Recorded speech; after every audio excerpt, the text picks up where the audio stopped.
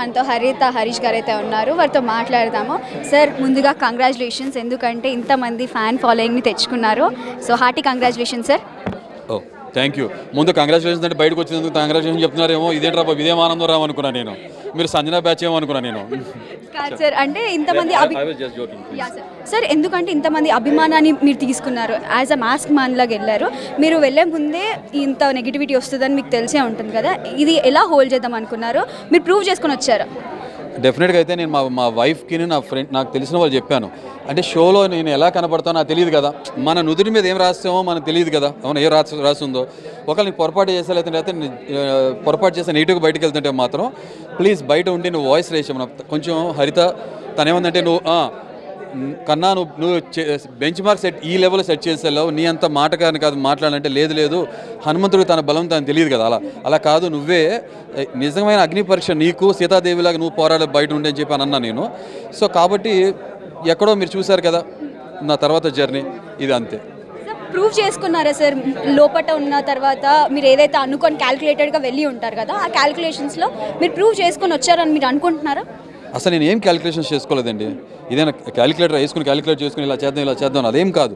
నాకు నాలా ఉందాం అనుకున్నాను, ఉన్నాను, ముక్కుసూటిగా మాట్లాడదాం, ధైర్యంగా ఉందాము.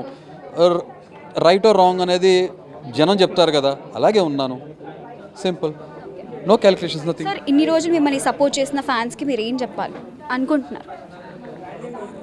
థ్యాంక్స్ అనేది చాలా చిన్న పదం. నిజంగా ఎక్కడెక్కడ పుట్టామో ఎక్కడి నుంచి వచ్చామో తెలియదు. ఇవాళ రోజు మీ అందరూ నాకు ఇంతకుముందు తెలియదు, మీ మధ్యలో మనిషినే నేను, మీలాంటి మనిషినే. కానీ ఇవాళ రోజు మీ అందరూ వచ్చారు, నా కోసం వచ్చారని చాలా అభిమానంగా, అది మీ ప్రొఫెషన్ అయినా కూడా పాపం వచ్చారంటే, అలాగే నాకు ఓటేసి సపోర్ట్ చేసిన ప్రతి ఒక్కరికి కూడా from the bottom of my heart ధన్యవాదములు కన్నా అయినా థ్యాంక్స్ కన్నా మించి గొప్ప విషయం ఏం చెప్పగలను. ఆబ్వియస్గా ఇంకా ఇప్పుడే స్టార్ట్ అయింది కాబట్టి రిలేషన్ బాండింగ్ ముందు ఇంకా క్యారీ అవుతుంది అని చెప్పి ఆశిస్తున్నాను, అంతే. అంటే మీరు బయటికి వచ్చేసారు కాబట్టి నెక్స్ట్ ఎవరైనా విన్నర్ కావాలనుకుంటే ఎవరిని మీరు సపోర్ట్ చేయాలనుకుంటారు, ఎవరిని విన్నర్ లాగా చూడాలనుకుంటున్నారు? May the best person win.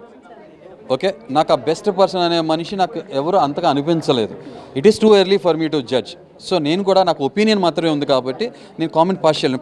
For example ఈ కంటెస్టెంట్ అన్నాను అనుకో, రేపు పొద్దున ఈ కంటెస్టెంట్ అలా కాదు వేరేని తెలిసింది అనుకో, ఇది వేరే కంటెస్టెంట్ అన్ఫేర్ అయిపోతుంది కాబట్టి నేను చెప్పలేను. కొన్ని రోజులు షో నడిస్తే మీకు అర్థమవుతుంది నిదానంగా ఎవరి బెస్ట్ పర్సన్ అని. Let the best person win.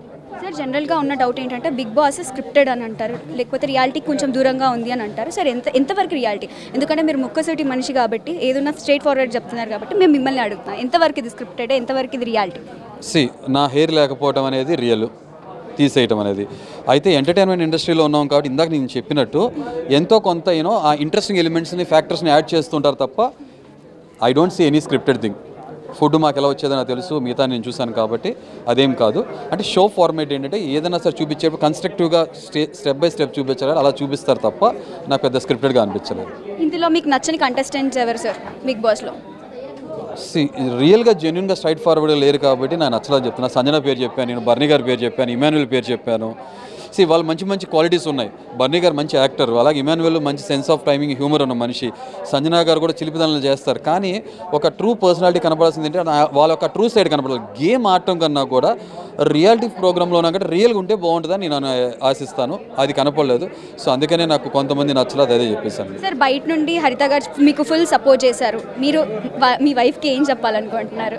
Thank you. నాకు కాకుండా పక్కింటి వాళ్ళకి సపోర్ట్ చేయలేదు. థ్యాంక్ యూ వెరీ మచ్, అంతే.